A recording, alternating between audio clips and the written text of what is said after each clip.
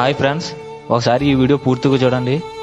Like మాత్రం కొట్టకండి, కానీ మీ దేవురు ఈ కామెంట్ చేయండి. ఎందుకంటే నా వీడియో ఎక్కడి వరకు వెళ్తుందో నేను తెలుసుకోవాలనుకుంటున్నాను.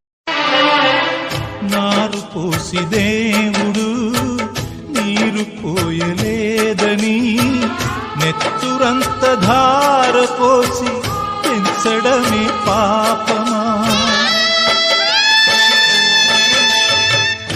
ఏరు దాటి వెంటనే పడవ కాచువారిలా అయిన వాళ్ళు మారిపోతే అంతకన్న శాపమా?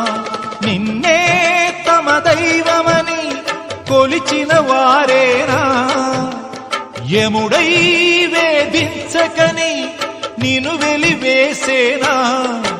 అనుబంధమింత నేరమాయనా?